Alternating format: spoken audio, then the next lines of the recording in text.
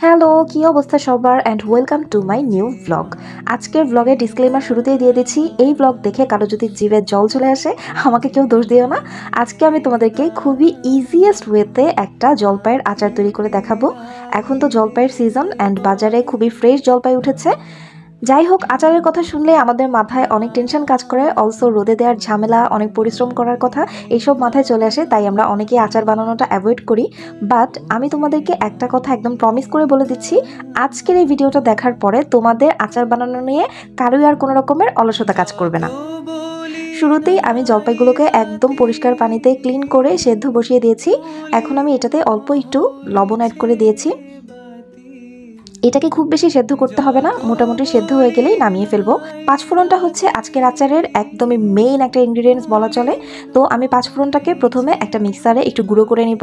গুঁড়ো করার আগে আমি একটা শুকনো কড়াইয়ে এটাকে হালকা একটু ভেজে নিয়েছি। এতে করে এটার মিক্সারটা অনেক বেশি সুন্দর হয়।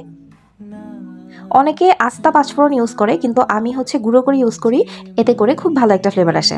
জলপাইটা মোটামুটি সেদ্ধ হয়ে গিয়েছে। এইটা হচ্ছে আজকের জলপাইয়ের আচারের সেকেন্ড উপকরণ। তো এই মরিচগুলোকে আমি হালকা একটু গুঁড়ো করে নিব। আর দেখতেই পাচ্ছ আমাদের জলপাইটা কিন্তু একদম সেদ্ধ হয়ে গিয়েছে। এখন আমি একটা স্টিলের মগ দিয়ে এগুলোকে একটু থেতো করে নিচ্ছি। তোমরা হাতও ইউজ করতে পারো, কিন্তু যেহেতু এটা গরম ছিল তাই আমি এই ট্রিক্সটা ফলো করেছি। আমাকে এখানে আমার আন্টি হেল্প করছিল। আজকের আচারে আমি ইউজ করব ফরচুনের মাস্টার্ড অয়েল। এই মাস্টার্ড অয়েলটা খুবই ভালো। আমি অনেক সরষের তেলেই ট্রাই করেছি, কিন্তু ফরচুনের এই তেলটা আমার কাছে বেশ ভালো লাগে। যাই হোক, একটা প্যানে এখন তেল বসিয়ে দিয়েছি। তেলটা গরম হয়ে এলে ডিরেক্ট আমি এখানে আমার থেতো করে রাখা জলপাইগুলো অ্যাড করে দিলাম। ব্যাস, এখন আর কিছুই না, আস্তে আস্তে তেলের সাথে খুব সুন্দর মতো একটু ধৈর্য সহকারে এটাকে মিশিয়ে নিব। আর 30 থেকে 40 মিনিটের মতন লো ফ্লেমে এটা সুন্দর করে একটু ভাজা ভাজা করে নিব। তেলের সাথে যত এই জলপাইটা মিক্স হবে তত এটার কালারটা কিন্তু চেঞ্জ হয়ে আসবে। আর কন্টিনিউয়াসলি এটা কিন্তু নাড়তে হবে, না হয় কড়াইয়ের তলাতে এটা কিন্তু লেগে যেতে পারে।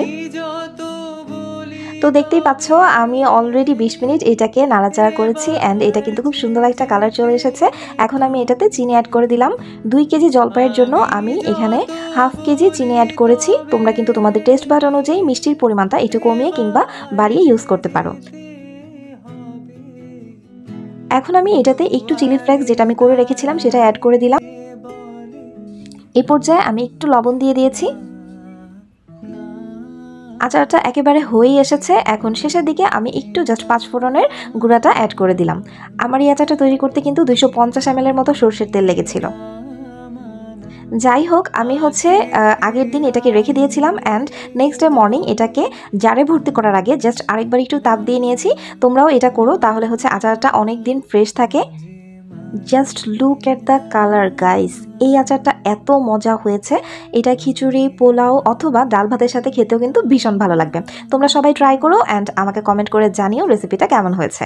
আজকের মতো এখানেই বিদায় নিচ্ছি, টাটা।